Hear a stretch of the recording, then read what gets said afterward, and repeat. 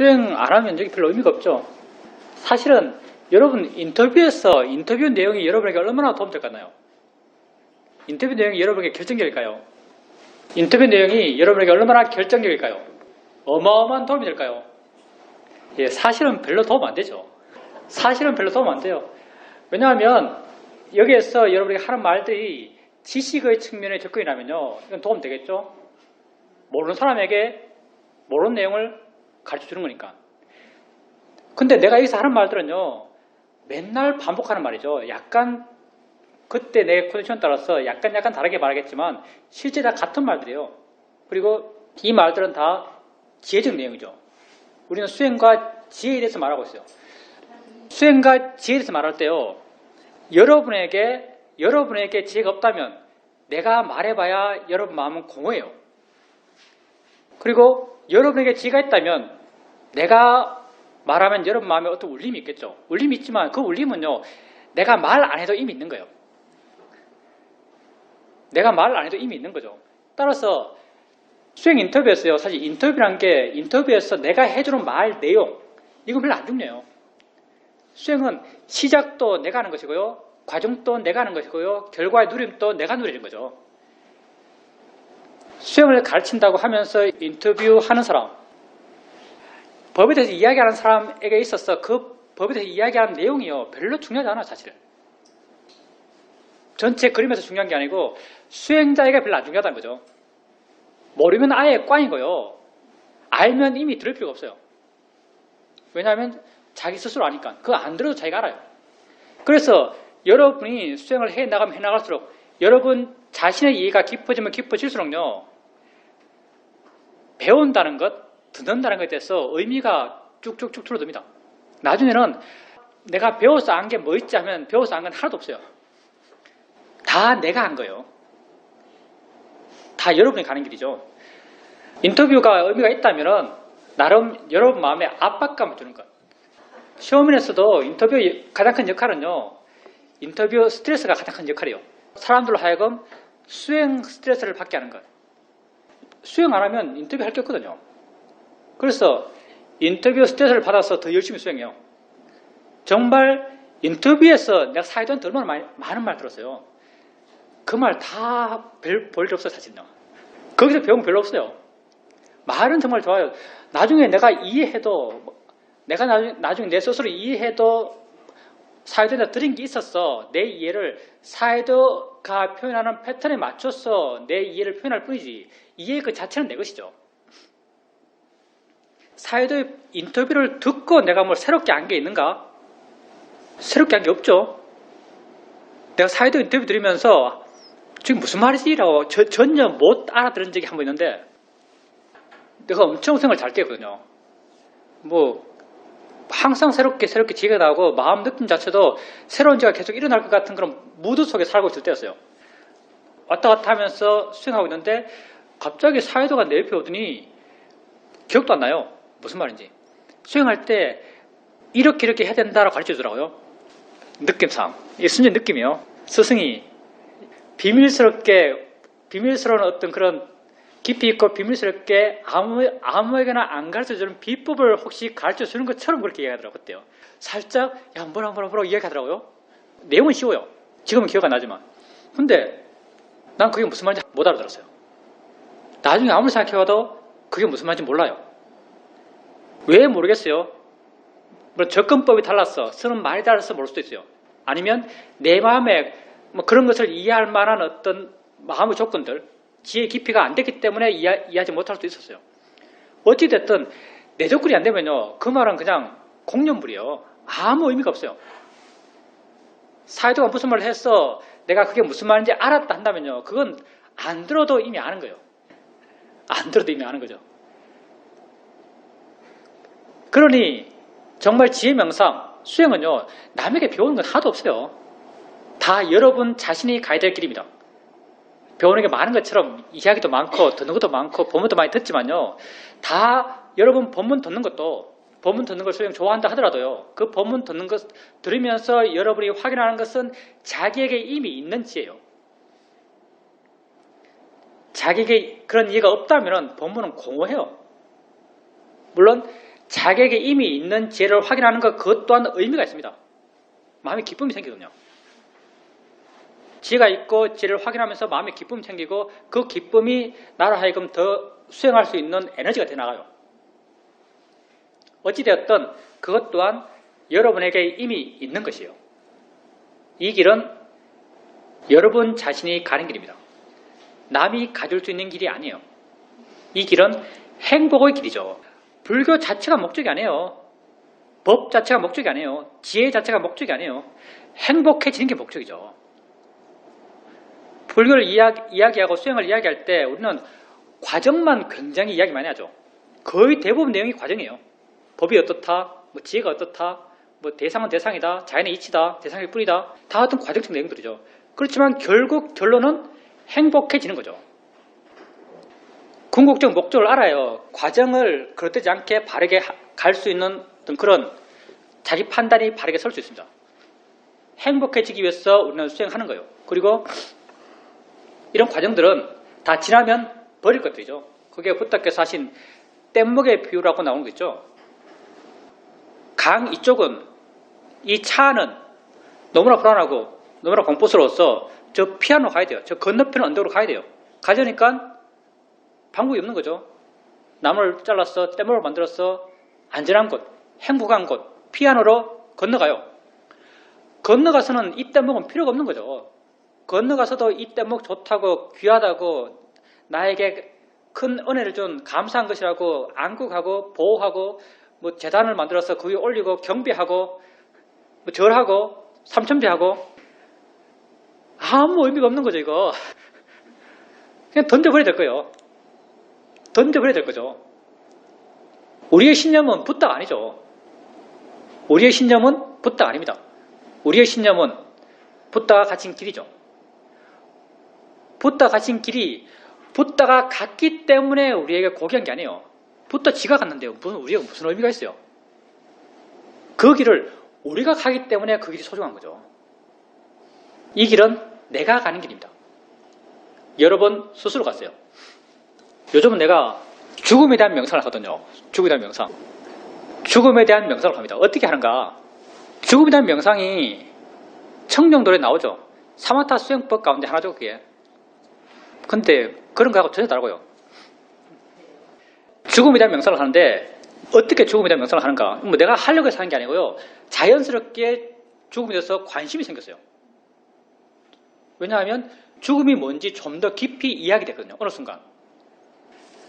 경전에 보면은 그 깨달은 사람의 깨달은 경지를 설명하는 관용구 가운데 하나인데요. 이런 설명이 나와요. 나도 옛날에 이게 무슨 말인지 몰랐어요. 근데 요즘 읽어보면 이게 무슨 말인지 알아요. 경전을 읽어보면 그가 수행해서 이렇게 깨달았죠. 자기를 이해했어요. 자기를 이해한 사람의 삶의 상태가 어떤가라고 설명할 때 이렇게 설명하고 있어요. 그는 무엇에 의해서 규정되지 않는다. 그는 무엇에 의해서 규정되지 않는다. 이게 우리나라 번역은 무슨 말인지 하나도 모르고요. 영어 번역을 보면 이렇게 설명해놓고 있어요. He will be not by that. 그는 그것에 의해서 존재하지 않는다. 이렇게 그는 그것에 의해서 존재하지 않는다. He will be not by that. 발음이 안 좋으니까 이해하시고요. THAT. 무슨 말이냐면 여러분은 여러분 자신을 무엇으로 규정해요? 나는 누구예요? 여러분은 여러분 자신을 어떻게 규정하는가? 여러분은 나는 내 같은 경우 나는 도경이야. 나는 스님이야. 나는 누구랑 같이 살아? 어디에 살아? 단마숲에 살아.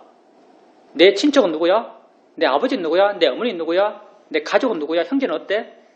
내 친구는 누구야? 내 지인은 어때? 내 친구는 뭐 하고 있어? 뭐 하고 있는 친구를 갖고 있는 나? 뭘 하고 있는 누나를 갖고 있는 나? 뭐 하고 있는 형을 갖고 있는 나? 이렇게 여러분은 여러분 자신을 대스로 규정하고 있는 거예요. 그게 대시예요. 세상의 이름으로 나를 규정해요. 근데 여러분 수행하잖아요. 수행하면서 나를 점점점 발견해가요. 나는 어떤 존재죠? 이 순간 알머의 존재죠. 난 이 순간 알머의 존재예요. 나는 남편을 가진 내가 아니고요. 이 순간 보는 나고요. 이 순간 듣는 나고요. 이 순간 느끼는 나고요. 이 순간 생각하는 나고, 이 순간 화내는 나, 이 순간 욕심내는 나요. 욕심내는 나도 사실 아니에요. 욕심 그게 나요, 사실은. 욕심내는 그게 나요. 보는 그게 나요. 내가 보는 게 아니에요. 보는 그게 나요. 듣는 그게 나요. 느끼는 그게 나요. 나는 점점 이 순간 이렇게 있는 나로 나를 이해해요. 이 순간 이렇게 존재하는 나로 나를 이해하죠. 이렇게 자기를 이 순간의 어떤 순수한 법의 존재로, 이 순간 이렇게 존재하는 자로 자기를 이해하는 자. 이게 논리적이고 무슨 사유적으로 아는 게 아니고요. 내가 누구지 하면 마음에 이렇게 와닿는 부분이 과연 이름과 장소와 친척과 친구와 이런 자인가, 아니면 난 이렇게 있으라고 현재 자기의 존재 그 실상이 말 좋겠네요. 실상으로 자기를 아는가. 여러분 어떻게 알아가요? 여러분 점점 이 순간 알고 있는, 이 순간 존재하고 있는 자신의 실상 그대로 나를 점점 이해해 나가요. 이런 이해가 완전한 사람, 그 사람이 바로 he, will, be, not, by that 한 사람이죠. 그것에 있어 규정되는 자가 아니에요. 그것이 있어야만 있는 자가 아니에요. 난 세상이 다 무너져도 난 있어요. 아버지가 없어도 난 있어요. 직장이 잘려도 난 있어요. 집이 없어도 난 있어요. 난 이렇게 있는 자죠. 만약 내가 집이 사라지면 그 집에 사는 내가 안 돼요. 그럼 그 집이 나를 어떻게 규정해요? 삼성에서 나 잘리면 남 삼성 다니는 내가 안 돼요. 삼성이 어떻게 나를 규정해요? 세상 사람들은 규정할 수 없는 걸로 자기를 규정해요. 바이댓으로 규정하고 있는 거죠. 근데 나는 점점 바이댓이 아닌 있는 그대로 존재하는 현재의 나, 존재의 나로서, 실상의 나로서 나를 규정해 가요. 이렇게 he will be not 바이댓이 되는 거죠. 그리고 또 나오는 말이 그는 어디에도 있지 않다라고 말하고 있어요. 영어식 표현은 he will be not there in이에요. there in. 그럼 거기 있지 않다. 그런 거기 있잖아요. 여러분 어디 있어요? 우리가 법회할 때, 법문할 때도 말을 해요. 난 여기 이 순간에 있다. 말은 결코 실상을 그대로 표현하지 못해요. 가장 실상에 가깝게 표현해서 우리는 여기 이 순간에 있다고 나를 표현해요. 그죠? 자, 근데 진짜 나는 여기 있어요. 여러분 누구예요? 아까 말했죠. 나는 이 순간 알며 일어납니다. 난 이 순간 알며 일어나며. 알미 어디에 있죠? 내가 지금 손을 이렇게 잡고 있어요. 손에 느낌이 있어요. 느낌의 일어남, 이게 나라고 난 이해하고 있어요. 느낌의 일어남, 이게 나예요. 느낌이 어디 있죠? 손에 있나요? 머리에 있나요? 심장에 있나요? 과학적으로 잘 모르는 과학을 조금만 갖고 와서 이야기해도 느낌은 손에 안 있죠, 사실은요. 부딪히고 그 충격이 전기신호가 됐던 충격이 되었던 그게 신경망을 따라서, 뉴런이나 신경망을 따라서 뇌에 가서 뇌에서 해석해서 반응해요. 뇌 반응이 일어나요. 그럼 이 느낌 어디 있어요? 뇌에 있어요? 손에 있어요? 뇌의 그 반응이 이 느낌인가요? 뇌에서 그냥 뇌파 보여주고 이게 느낌이에요? 내가 알고 있는 이 느낌 어디 있어요? 이 느낌 나의 존재인데. 내 존재는 어디 있는 게 아니에요. 내 존재는 거기 있는 게 아니에요. 내 존재는 어디 있다고 말할 수 없는 일어난 그 자체예요. 내 존재는 일어난 그 자체죠. 느낌이 일어나면 그게 나예요. 어디 있지 않는 그 일어남 자체. 알며 일어난 그 자체. 그래서 하는 말이죠. He will be not there in. 그는 거기 있지 않다. 이렇게 말하는 거죠.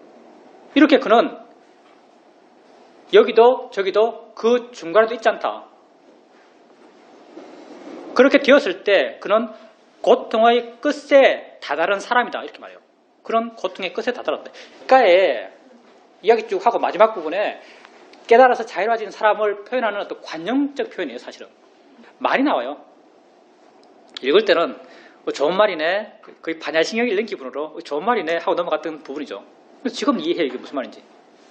여러분도 점점 여러분 자신을 이렇게 알아가고 있어요. 우리 수행 자체가 나를 이렇게 알아가는 방향으로 지가 개발돼 가니까. 우리 생이 아니고요.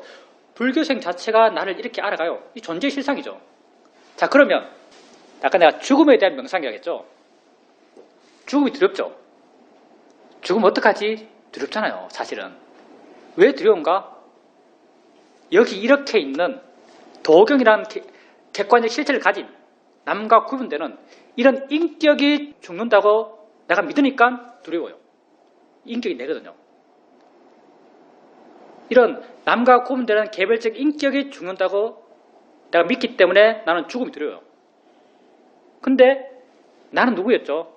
정말 여러분이 이해했을 때 나는 위치 없이 장소 없이 일어남마다 존재하고 있죠. 나는 일어나는 거예요.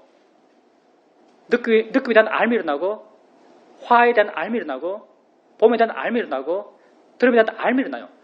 알미 일어나고 있어요. 어느 날 방에서 자수하면서 알미 일어나를 계속 봐나갔죠. 계속 봐나가다가 안 뿐이구나라고, 물론 의식은 없어요. 그냥 보고 있는 거예요. 계속 이렇게 봐나가다가 어느 순간 알게 됐어요.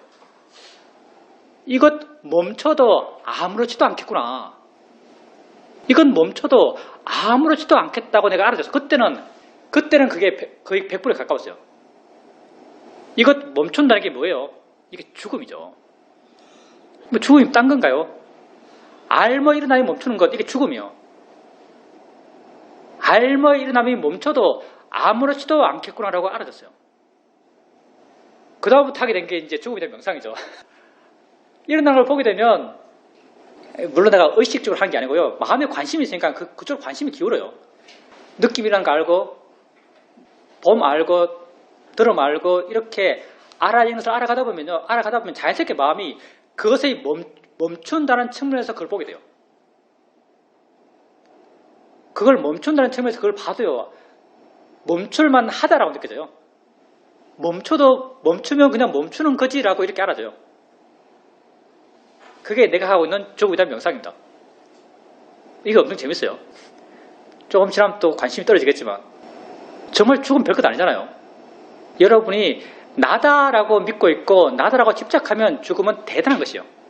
근데 내가 실제 이 순간 알머 일어남이다. 알머 일어남의 끊임없는 진행이다라고 알면 그 알미 멈추는 것.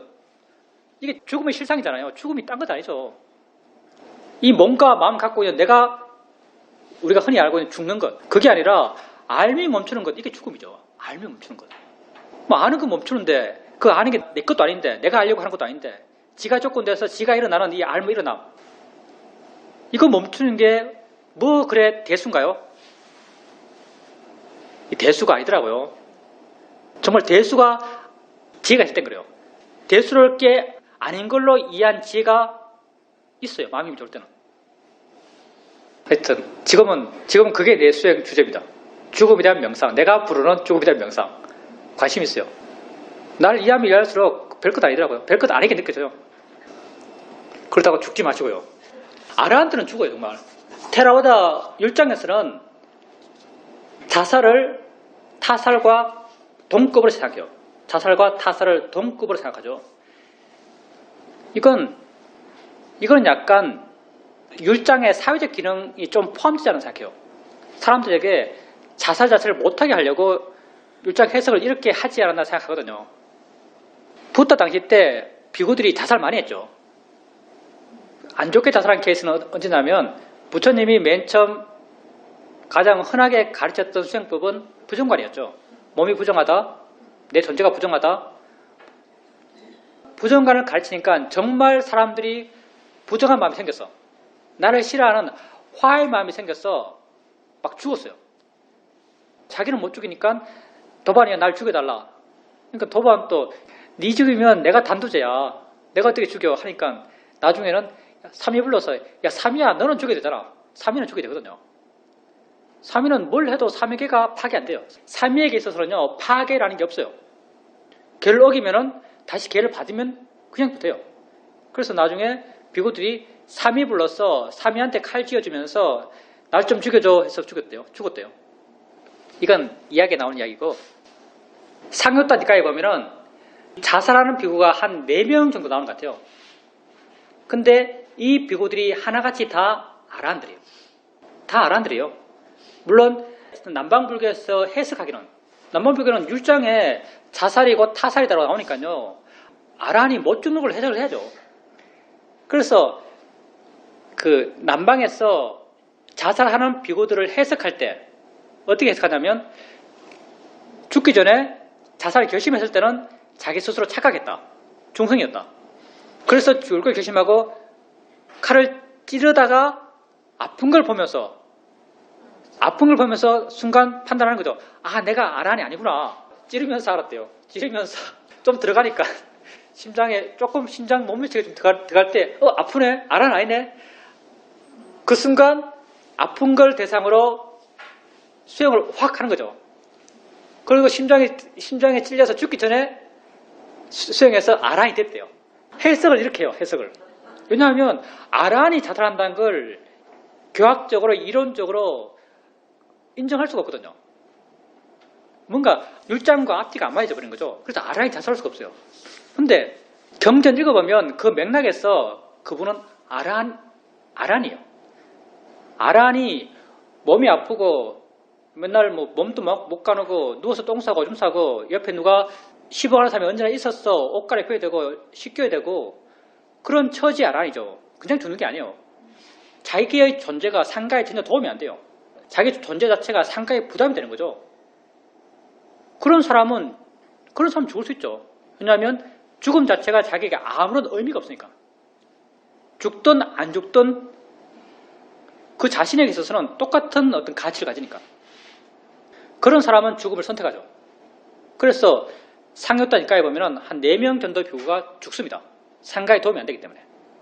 남에게 부담만 되기 때문에. 우리는 죽으면 지옥 갑니다.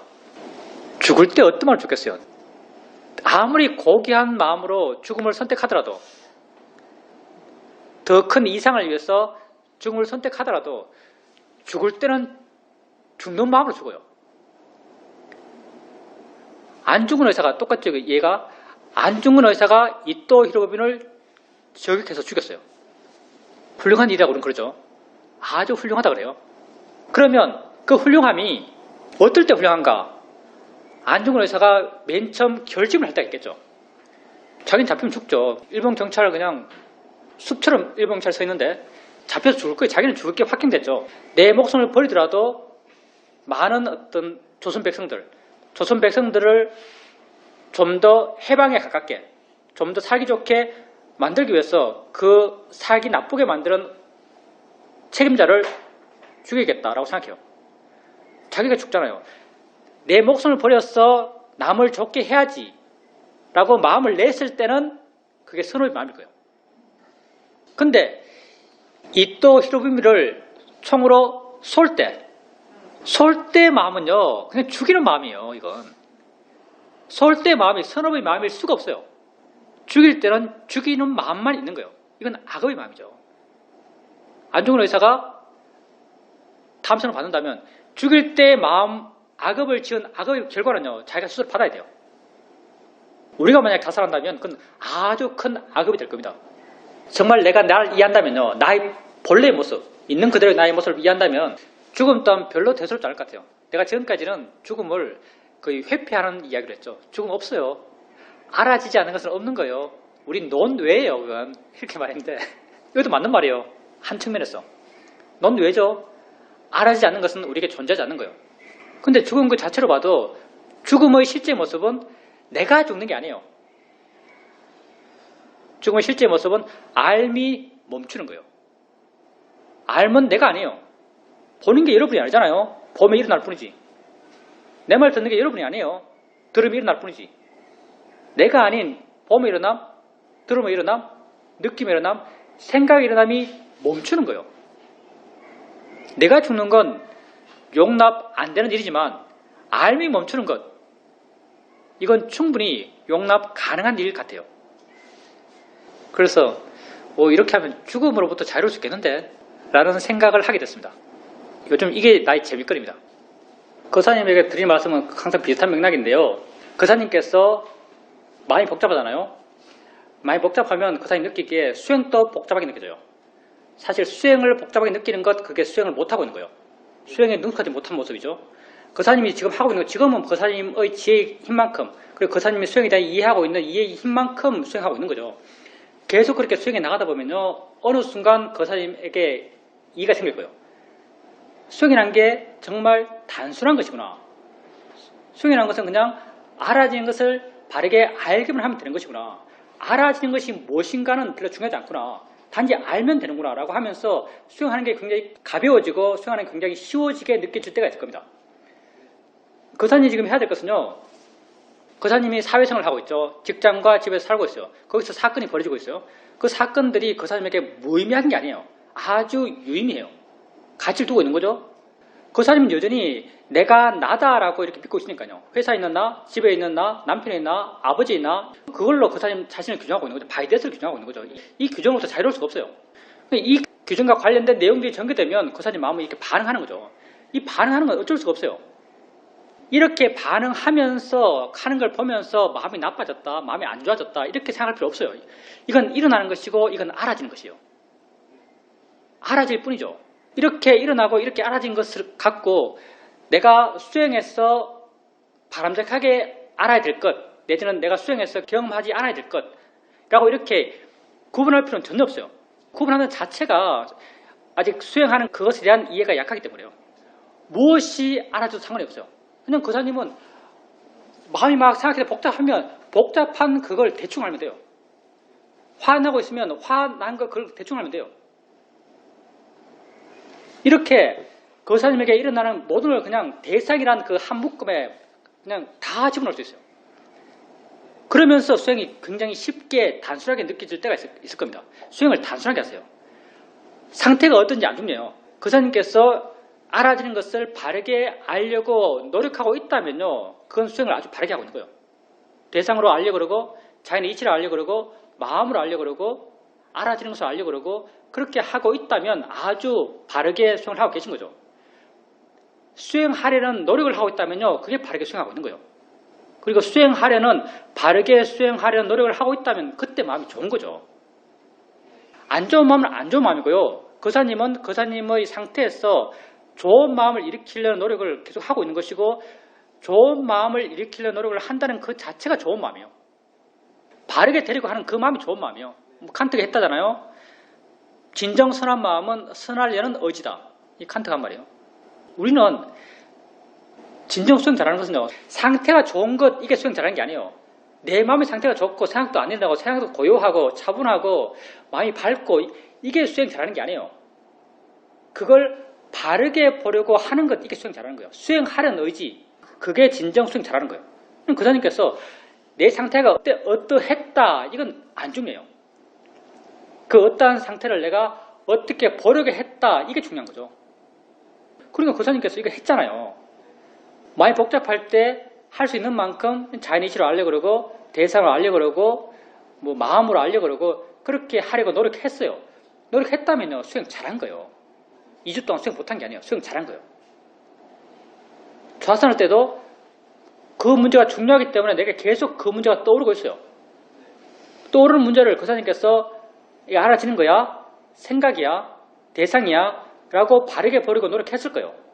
바르게 보려고 노력했다면요, 수행 잘한 거예요. 아주 치열하게 수행한 거죠, 사실요.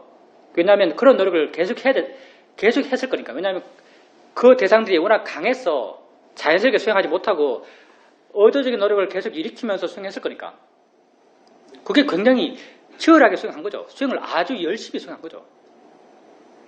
그리고 만약 아까 거사님께서 이제 생각이 돼서 내가 화나는 생각이고, 그 생각하면 내 화가 더 커지지만 그 생각을 더 하고 싶어하는 에너지가 있어요. 그 에너지가 바로 화의 에너지고 모아의 에너지거든요. 그때 거사님은 그 에너지를 알면서 내가 생각을 더 하고 싶어 한다라고 알 수도 있고요. 더 하고 싶어 하는 마음이다라고 알 수도 있어요. 내가 생각을 더 하고 싶어 한다라고 알면요, 거기서 자유로워지기가 힘들어요. 근데 마음이 생각을 더 하고 싶어 한다고 알면요, 더 하고 싶어 하는 마음이 객관화되면서 더 하고 싶어 하는 에너지가 떨어져요. 바르게 보면 물러나게 되고, 물러나게 되면 대상의 에너지가 떨어져요. 그때도 더 하고 싶어 한다는 게 알아지잖아요. 그러면 그 더 하고 싶어 한다는 걸 대상으로 바르게 보르게 해보세요. 그러면 더 하고 싶어 하는 에너지가 떨어집니다. 지금 그 사람이 하고 있는 게 최선이에요. 수행이 잘 될 때보다 훨씬 더 치열하게 수행하신 거죠.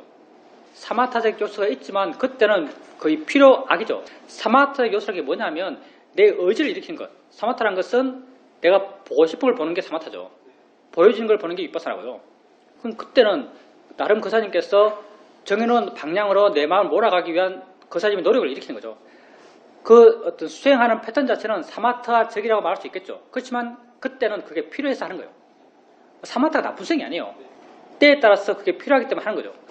삶의 내용이 있고 삶의 내용에서 내가 욕심을 우라는 방향, 되어졌으면 좋겠다는 방향이 있고 욕심 방향으로 이렇게 집착하고 있죠. 그리고 화로 생각하는 방향, 이렇게 되면 안 되는 방향이 있어요. 우리 이 둘에 다 집착하고 있는 것이죠. 좋은 것이 있어야 하고 안 좋은 것이 없어야 되는데라는 생각을 갖고 있는 거죠. 여기에 대한 집착이 강하기 때문에 좋은 게 없으면 어떡하지? 안 좋은 게 있으면 어떡하지? 우리 번뇌의 내용은 이거 두 개예요. 좋은 게 없으면 어떡할까? 안 좋은 게 있으면 어떡할까? 이걸 생각하는 거죠. 이게 좋음의 극단, 안 좋음의 극단에 머물러 있는 거죠. 양 극단적인 삶이에요. 이런 극단으로부터 우리는 자유로울 수가 없어요.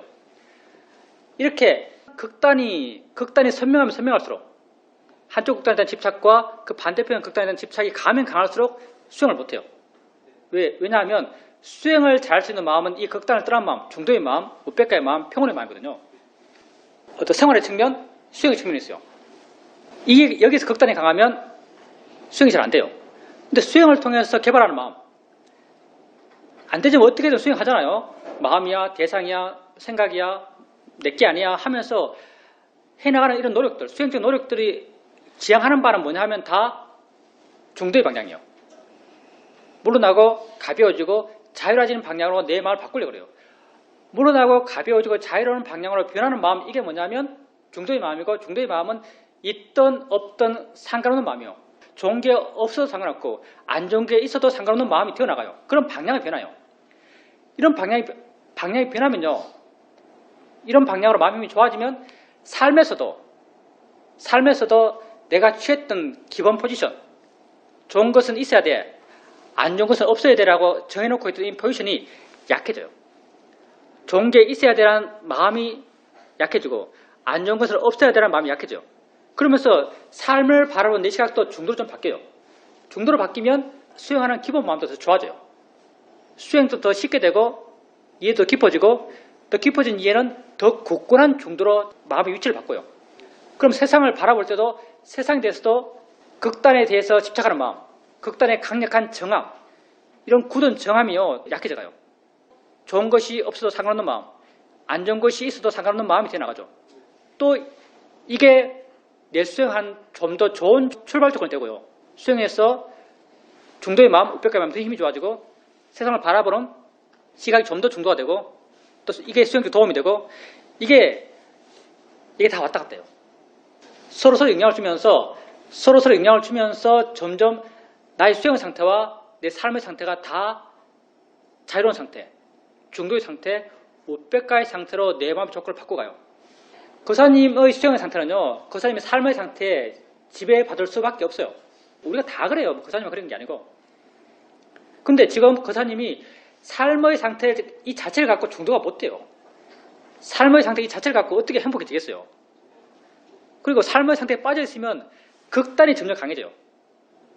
거사님이 삶의 상태에 대해서 어떠한 대처하는 방법도 모른다면요, 점점 거사님 마음은 좋은 건 있어야 돼, 안 좋은 건 없어야 돼라는 이런 극단적 정함에 더 마음은 집착해 가요. 해결책이 없어요.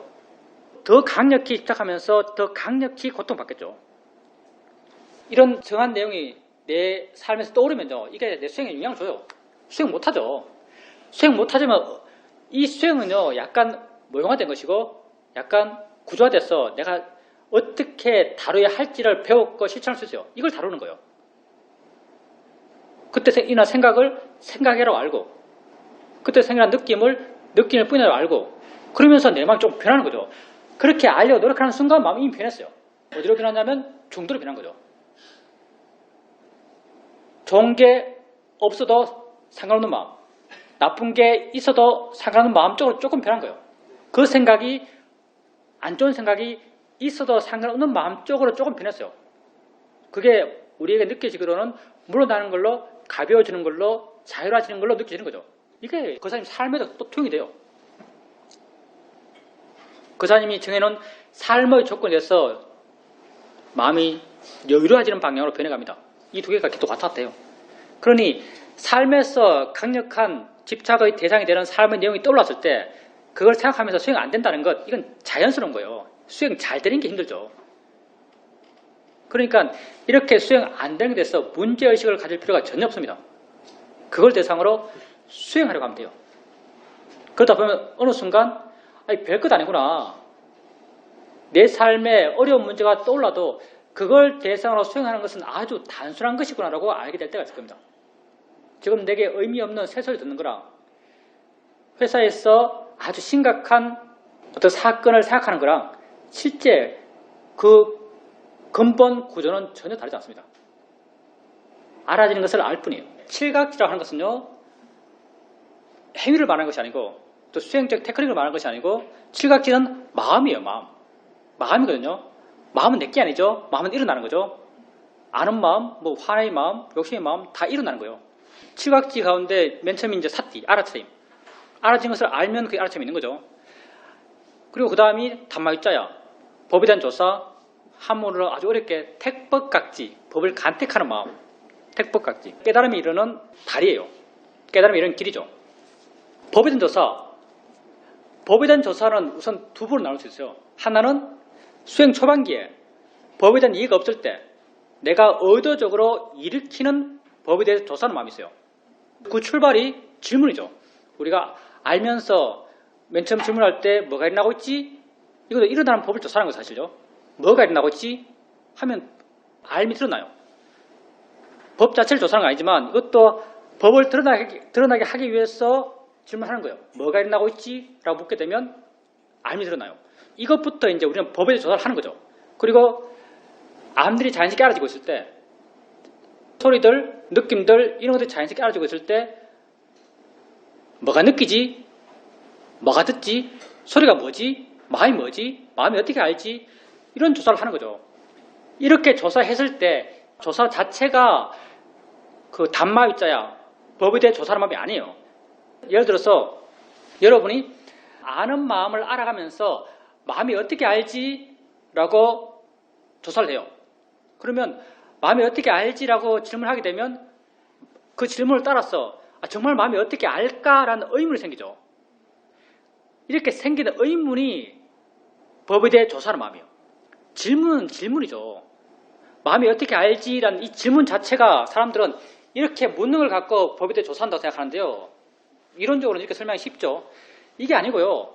마음이 어떻게 알지라고 하면 정말 마음이 어떻게 알까라는 마음의 에너지가 일어나요. 이 일어나는 에너지가 법에 대해 조사하는 마음이죠. 소리가 들려요. 어떻게 듣지? 라고 했을 때 어떻게 듣지라고 묻는 것, 이렇게 질문해서 조사하는 것, 이게 칠각지의 법에 대해 조사하는 마음이 아니에요. 어떻게 듣지라고 했을 때 정말 들음이라는 게 뭘까? 어떻게 들을까라는 의문이 마음에 생겨나요. 궁금함이 마음에 생기는 거죠. 이렇게 궁금함이 생기는 것, 생기는 궁금한 마음, 이게 법에 대해 조사하는 마음이에요. 이렇게 내가 질문해서 법에 대해 조사하는 마음이 일으켜요. 이건 내가 하는 거죠. 내가 질문해서 법에 대해 조사하는 마음이 일으키면 관심이 생기고, 관심이 생기면 관심이 지니까, 관심이 생기면 알아지는 것으로부터 좀 물러나서 객관적으로 관찰하게 되고, 이런 진행을 계속해 나가다 보면 마음의 힘이 점점 좋아져 가요. 마음의 힘이 좀 좋아져 가다 보면요, 어느 순간 법에 대해 조사하는 마음이 내가 질문하지 않아도 마음에서 내재적으로 우러나요. 느낌 알면서 느낌이 뭐지? 라고 내가 의도적으로 묻지 않더라도 일어난 느낌에 대해서 관심 있는 마음, 궁금해하는 마음이 마음에 저절로 있어요. 이건 거의 물음표 같은 거죠. 언어적으로 표현되는 게 아니에요. 그냥 물음표 같은 거예요. 여러분 수행에 나가다 보면 인터뷰할 때 사람들이 이런 인터뷰를 할 때가 있어요. 소리 듣는데 소리 듣는 게 재밌다고 알아듣다. 그게 재밌더라. 소리 듣는 게 재밌었다라고 말하는 사람이 있어요. 소리 듣는 게 재밌다고 느끼는 게 왜 그러냐면 법에 대해 조사하는 마음이 저절로 있다기 때문에요. 그건 소리에 대해서 신기하게 생각하려는, 재밌게 생각하려는 의도가 전혀 없어요. 그런 노력을 안 해요. 근데 소리 들으면 소리 들음, 소리 있음, 그게 재밌게 느껴지는 거죠. 법에 대해서 조사하는 마음이 저절로 일어나기 때문에 그래요. 그리고 일어난 법에 대해서 관심 있는 마음, 궁금해하는 마음, 조사하는 마음, 내재적으로 일어나는 이 마음들이 있기 때문에 마음이 계속 법에 머물러 있어요. 그래서 우리가 수행을 맨 처음 시작할 때는 알아차림이 수행을 이끌어가지만 나중에는 나중에는 지혜가 수행을 이끌어간단 말이에요. 어떤 지혜가 수행을 이끌어가는가? 바로 법에 대해 조사하는 마음이 수행을 이끌어가요. 일어나는 게 재밌는 거죠. 일어나는 게 재밌으니까 일어나는데 마음이 머물러 있어요. 일어나는 것에 마음이 머물러 있는 것, 이게 알아차림이죠. 그래서 점점 이런 법에 대해 조사하는 지혜의 마음이 마음에 내재적으로 자연스럽게 존재하게 돼요. 이렇게 내재적으로 존재하는 법에 대해 조사하는 마음은요, 내용을 갖고 있는 게 아니에요. 그냥 존재 그 자체에 대한 총체적인 관심이에요. 그리고 계속 거기 머물러 있는 거죠. 그래서 내가 수행에 개입할 필요가 없는 수행의 상태가 돼요. 관심이 있으니까 수행이 그냥 저절로 가는 거예요. 그래서 처음에는 법에 대해 조사하는 마음을 내가 의도적으로 일으키지만 나중에는 법에 대해 조사하는 마음이 마음 스스로의 조건 속에서 지가 스스로 일어나요. 그리고 이 마음이 수행을 이끌어가는 거죠. 이 마음도 굉장히 중요해요. 그래서 7가지 가운데 두 번째가 법에 대해서 조사하는 마음이 두 번째를 차지하고 있는 거죠. 당연히 법에 대한 조사인데요. 조사의 방향성이 두 개가 있죠. 화가 일어났어요. 화가 일어났을 때 화이게 왜 일어났지라고 할 때 그 원인을 삶의 내용이 찬다면, 아까 그 사람이 그 말을 해서 화났어, 그렇게 조사한다면요, 이건 법에 대한 조사가 아니고요, 수행적으로 별 의미가 없고요. 화가 일어난 그 자체, 마음이 뭔데 화내지? 화가 어디서 일어난 거야? 없다가 어떻게 생겼지? 이렇게 일어난 그 자체를 조사하고 일어난 그 자체에 대해서 관심이 생긴다면 그건 법에 대한 조사예요. 그러니까 현재, 있음, 존재, 그것을 궁구해하고 그것에 관심 갖고 그 방향으로 물어간다면요, 그건 법에 대해 조사하는 것이고요. 그래 묻게 되면 그 있음으로부터 마음이 물러나요. 마음에 지혜가 있어서 알아지는 것으로도 많이 물러나게 되고 객관적으로 보게 되고 더 큰 이해가 생길 수 있는 마음의 조건이 되는 거죠. 그러니까 내용적으로 조사하는 것, 이건 수행의 조사가 아니에요. 법의 방향으로, 일어나는 방향으로, 진행되는 방향으로, 작용의 방향으로 조사하면 그게 법에 대해 조사예요. 내가 욕심으로 상상했던 대상이 있을 때 그 대상을 현실로 만나면은 현실의 대상이 절대 욕심으로 상상했던 대상만큼 안 돼요. 될 수가 없어요. 이거는 뭐 퍼펙트 어떻게 맞춰요? 이런 펜팔 해봤어요? 펜팔 하면요, 절대 대상을 만나면 안 됩니다. 펜팔 하면 절대 대상을 만나면 안 돼요. 왜? 펜팔의 대상은 퍼펙트한 대상이거든요. 퍼펙트한 대상. 근데 실제 그 사람은 절대 나의 퍼펙트의 기준을 맞출 수가 없어요. 어떻게 맞춰요, 그걸? 보살님이 옛날에 엄청 내한테 충격적인 이야기 했잖아요. 맨 처음 호두마을 인터뷰 와가지고 뒤에 앉아가지고 인터뷰하는데 하는 말이, 스님, 고개 숙이고 보면은 내가 보면 목소리 똑같은데 고개 들고 내 얼굴 보면은 내가 알던 그 스님이 아닌데, 왜? 그 스님은 퍼펙트한 스님이었거든요. 목소리만 듣고 상상했던 스님. 예, 우선 수행은 크게 두 부분으로 나누죠. 사마타, 위파사나요. 사마타, 위파사나도 궁극적으로 다 행복해지기 위한 테크닉적 방법이에요. 우리가 삶에서 우리에게 불행을 주는 것, 삶에서 우리에게 불행을 주는 것은 다 내게 알아진 것이요. 내게 지금 알아진 것을 보면서 우리는 화내고, 알아진 걸 보면서 욕심내고, 알아진 걸 보면서 행복하고, 알아진 걸 보면서 고통받아요. 현재 알아진 게 문제거든요. 고통의 원인은 현재 지금 내게 알아진 것이요. 현재 지금 내게 알아진 것을 다루는 방법이 두 개 있어요. 하나는 현재 지금 내게 알아진 것을 피하는 방법, 하나는 현재 내게 알아진 것을 직접 보면서 그걸 직접 이해해서 극복하는 방법. 이 두 가지요. 이 두 가지 방법이 사마타, 위파사나 방법으로 어떤 이름 지어져 있는 거죠. 사마타라는 것은요, 현재 내게 알아진 것을 피하는 거예요. 일종의 도망가는 거죠. 사마타 수행 자체는 마음이 좋아요. 그렇지만 그게 지금 내 삶의 내용 자체를 이해하고 들어가는 건 아니에요. 삶의 내용을 피하면서 들어가는 거죠. 사마타 선정 상태에서는 아무것도 알아진 게 없어요. 점점 아무것도 알아지지 않는 상태로 가는 거죠. 근데 보살도 당연히 삶에서 체험하시겠지만 일어나서 깨어나면은 삶은 그대로예요. 그리고 깨어나면은 내가 수행하기 전에 보기 싫은 걸 보면서 화냈고 듣기 싫은 걸 들으면서 화냈던 그 내용들은 또 사라지지 않았어요. 여전히 보기 싫은 걸 보면서 화내고 듣기 싫은 걸 들으면서 화를 내고 있어요. 근데 이렇게 화낼 때 또 한 가지 아시는 게 뭐냐면 사마타 수행은요, 마음의 파워를 키워요. 마음의 에너지가 강해지거든요. 이 강력한 에너지로 하나의 대상에 계속 붙어 있을 수 있는 거예요. 에너지가 사마타 상태가 깨어져도 이 에너지가 남아있어요. 이 남아있는 에너지가요, 화낼 때 화의 에너지에 전이 돼요, 사실은. 좋은 마음의 힘도 키우지만 사마타를 통해서 개발된 이 강력한 마음의 힘이요, 바르게 쓰면은 지혜와 뭐 기쁨과 알아차림과 이런 좋은 마음 쪽의 힘도 이게 증폭시켜요. 근데 이 마음이 나쁜 쪽의 마음도 증폭시켜요. 화를 내도 더 강하게 화를 내게 되고, 욕심을 내고 집착해도 더 강하게 욕심을 낼 수 있는 거죠. 그래서 사마타 수행으로 생겨난 이 마음은요, 양날의 금과 같아요. 잘 쓰면은 상대를 치지만 못 쓰면은 나를 쳐요. 보살님의 선정 상태가, 사마타 상태가 보살님이 아무것도 모르는 상태에서 한 시간 이렇게 있으시니까 상태가 우선 바른 선정인 걸 알아야 되는데, 보살님이 무엇을 대상으로 수행하세요?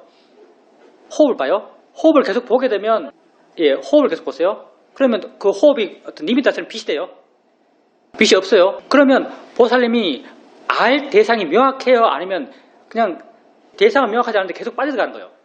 알아지는 대상이 명확하지 않은 상태에서 계속 침잠되고 점점 들어가고 의식 활동이 약해지고 끊어지는 그 상태가 되는 거예요. 대상은 명확하지 않은데. 대상이 명확하지 않는데 어떤 빠져들어가는, 대상이 없는, 침잠되는, 끊어지는, 그렇게 변해가는 거예요. 사마타 수행은 그 대상이 마음으로 만들어낸 것이요. 사마타 수행의 대상은 니미tta고, 니미tta라는 말 자체가 상이란 말이고 관념이란 말이에요. 사마타의 대상은 실제가 아니고 마음으로 만들어낸 것이요. 사마디 힘이 좋아지면 좋아질수록 마음으로 만들어낸 대상이 이게 분명해져요. 그러니까 사마타 수행은요, 대상이 아주 분명해요. 왜냐하면 하면 할수록 분명해져요. 하면 할수록 마음 힘이 좋아지니까 하면 할수록 내가 보고 있는 게 분명해요. 에너지가 이렇게 밀도가 높아지니까 이게 나중에 빛이 돼버리는 거죠. 사마타 수행이 대상이 모호하다면요, 이건 바른 사마의 상태가 아니에요, 사실은. 대상이 모호하다면요, 이건 바른 사마타라고 보기 힘들어요. 사마타는 점점점 대상이 분명해져요. 그리고 분명한 대상과 점점 하나가 되어나가고, 하나가 되어나가는 과정에서 마음에서 전율들, 기쁨들, 행복감들, 이런 좋은 마음이 일어나요. 다른 일화를 한번 들어봅시다.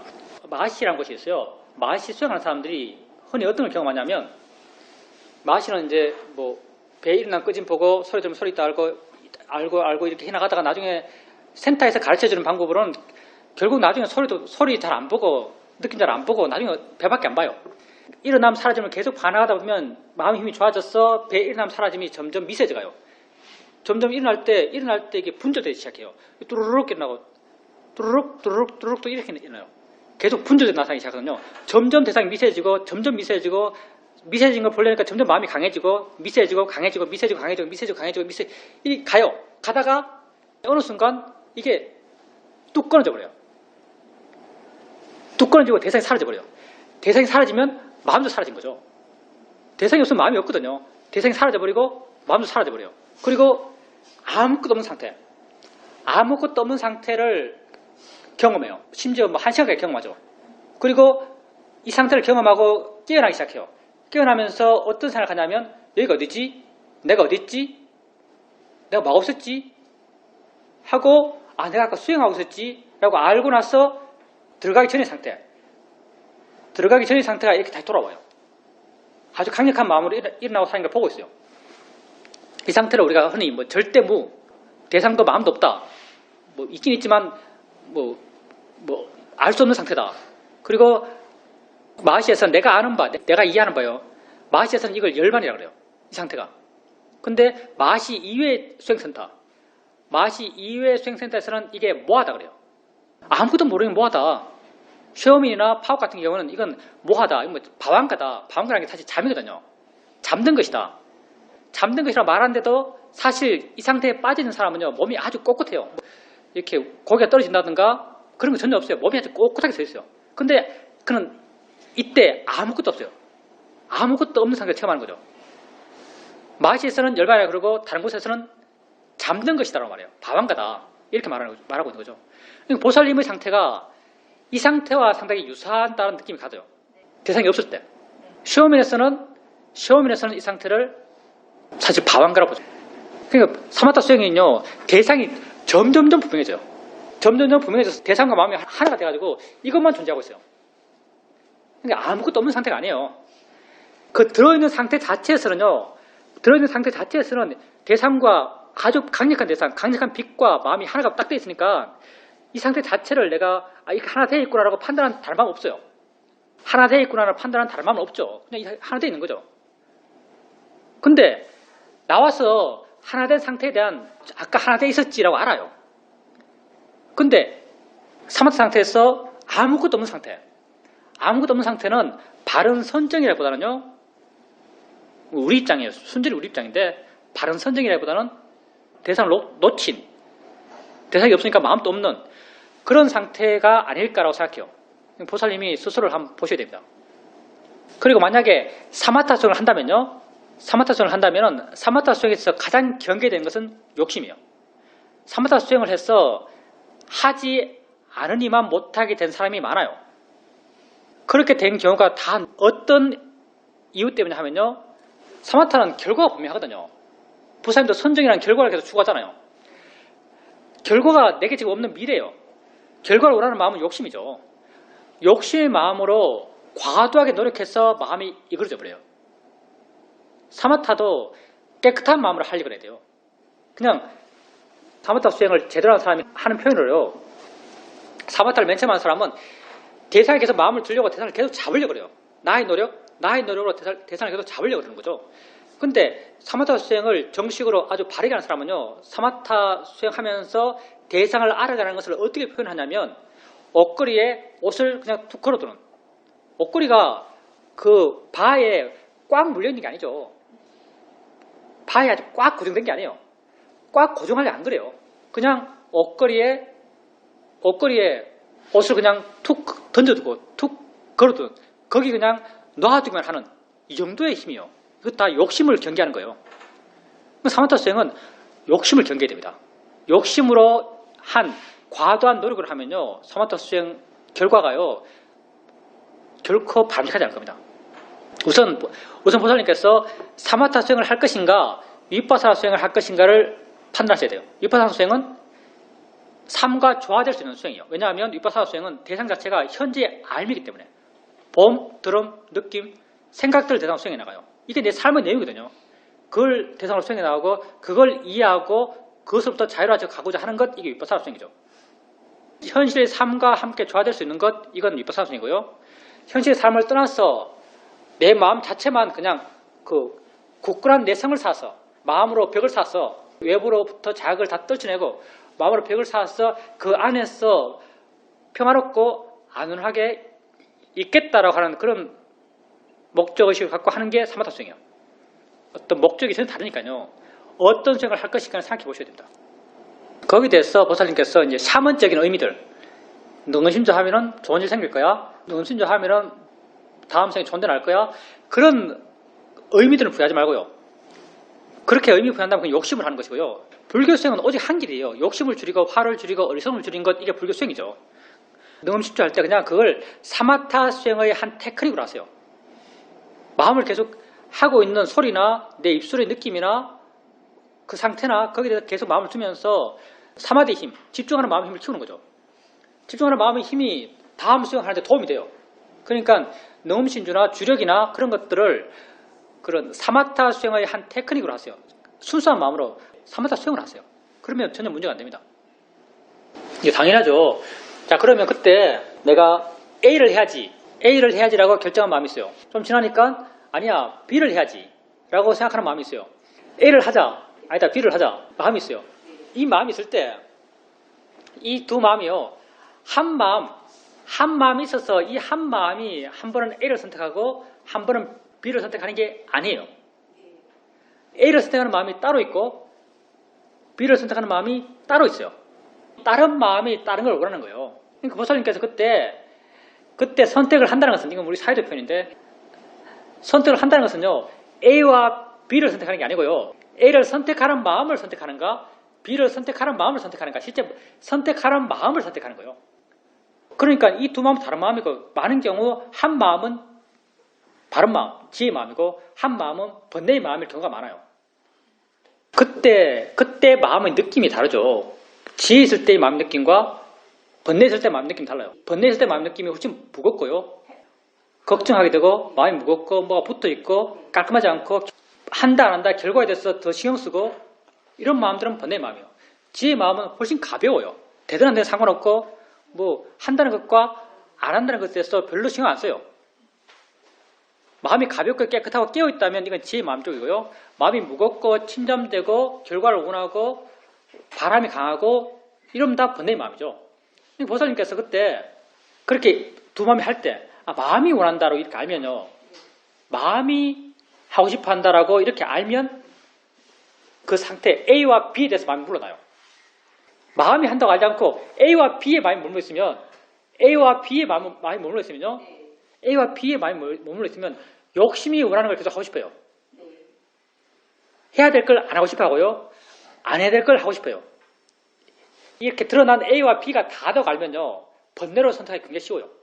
근데 마음이지. 마음이 하는 거지로 알게 되면요. A와 B로부터 마음이 조금 물러나요. 좀 객관적이 돼요. 그러면서 해야 되는 걸 하고자 하는 마음의 힘이 좋아져요. 이런 거죠. A는 지혜가 원해요. B는 번뇌가 원해요. 지혜가 원하는 게 있고 번뇌가 원하는 게 있어요.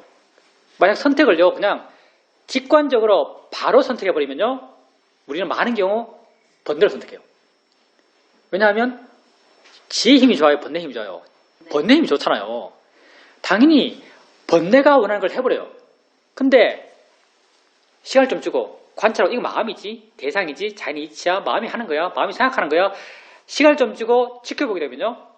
시간을 좀 주고 지켜보게 되면 점점 지혜가 원하는 걸 하고자 하는 마음이 좋아져요. 왜냐하면 지켜보는 이 마음이 지혜거든요. 하고 있는 걸 지켜보는 마음이 지혜예요. 지혜가 지혜 편을 들겠어요? 지혜가 번뇌 편을 들겠어요? 예, 지혜는 지혜를 편을 들어요. 그러니까 이 선택사항이 있을 때요. 가급적 시간을 두고 계속 지켜보세요. 지켜보면 지켜볼수록요. 좋은 마음이 선택한 결과를 따릅니다. 안 좋은 마음이 선택한 결과를 안 따르고. 그럴 때는 지켜보는 게 답이에요. 그리고 법의 방향으로 보려고 하고요. 마음이야. 마음이 해. 마음이 생각해. 마음이 결정해. 마음이 하고 싶어 해. 그렇게 법의 방향으로 생각하는 것도 도움이 됩니다. 그렇게 하다 보면 조금씩 지혜가 원하는 방향으로 결정을 하게 됩니다. 좋습니다. 그 이야기 한번 해봅시다. 부대끼 게 전혀 없고요. 보살님은 보살님 밖의 불교에 대해서 어떤 기도도 가르칠 필요 없어요. 불교의 옳음은요. 불교의 옳음과 불교의 가치는요. 다 보살님 안에서 실현되는 거예요. 보살님이 실현해야 될 것이요. 보살님 밖의 불교는요. 절대 바르지 않아요. 불교 조직 자체가 조직이 순수할 수 있을까요? 단체가 순수할 수 있을까요? 조직과 단체는 절대 순수할 수 없습니다. 왜냐하면 불교 단체는 불교 교단, 조계종이라는 단체가 있죠. 조계종이라는 단체가요. 불교적 이상, 불교적 가르침에 기반해서 존재할까요? 아니에요. 정치, 경제적 기반으로 존재하고 있는 거예요. 불교를 보살님 밖에 찾지 마세요. 불교는요. 보살님 안에서 있는 것이고요. 뭐 불교 유족들, 부처의 불상들 그런 거 별 가치 있지 않아요. 거기에 대해서 마음 상할 필요 전혀 없습니다. 정말 불교는 보살님이 그걸 보면서 화난다면은 그 화를 마음이야라고 보살님이 알 때 불교가 보살님 안에서 실현되는 거예요. 자연의 이차라고 보살님이 그 화를 알 때 보살님 안에서 불교가 실천되는 거죠. 예를 든다면은 이런 얘기가 있을 수 있습니다. 누가 우리 극단주의 테러리스트 IS 사람이 나를 납치했어요. 날 납치하고 내 목에 칼을 대고 네 부처 욕할래? 죽을래? 라고 양자택일 하라 그래요. 아니면 목 자랐다고? 부처를 욕할래? 아니면 죽을래? 그럼 내가 어떻게 할 것 같아요? 당장 욕하죠. 당장 욕하죠. 부처가 뭐가 중요한데요? 부처의 가르침을 내가 실천하는 게 중요하죠. 부처 자체는 아무것도 아니에요. 내가 거기를 가서 내가 좋아지니까 같이 있는 거죠. 내가 죽으면 거기를 못 가는데요. 부처는 나를 숭배해 라고 가르친 분이 아니에요. 내 길을 가 라고 가르친 거예요. 내가 간 길을 따라서 너도 갔어. 너도 나처럼 행복해져라. 부처의 가르침이라는 게 내가 이걸 실천해서 내가 행복해지는 게 부처의 가르침이에요. 그럼 내가 이걸 실천해서 내가 행복해지는 것, 이게 부처의 실현이죠. 부처의 가치 실현하는 거예요. 내가 대외적으로 뭐 붓다 채고 내 한 목숨 불교를 위해서 무슨 가치가 있어요? 아무 의미 없어요. 내가 지금 절에 있는데 겨울에, 한겨울에 비가 왔어요. 나무가 다 젖었어요. 엄청 기온이 추워요. 자면 얼어 죽을 것 같아요. 뗄 나무가 없어요. 있는 건 법당에 목불밖에 없어요. 뭐 어떻게 될까요? 도끼로 목불을 짜게 가지고요. 불을 떼야죠. 목불이 뭐 중요해요? 내가 그 길을 가는 게 중요하죠. 불교라는 것에 대해서 보살님이 기대하고 있는 기대가, 바깥 불교에 대해서 갖고 있는 보살님의 동일시, 자기 동일시 같은 거죠. 바깥 불교는요, 그냥 있어요. 그냥 있어요. 별로 안 중요해요. 중요한 건 보살님 안에서 불교예요. 붓다의 가르침을 안에서 실천해 나가는 거죠. 하여튼 보살님 밖에서 불교를 찾지 마십시오. 보살님 밖에 불교는요, 다 타락했어요. 다 옳은 방향으로 안 가요. 왜냐하면 조직화되어 있으니까. 절도 마찬가지예요. 불교를 보살님 안에 찾으세요.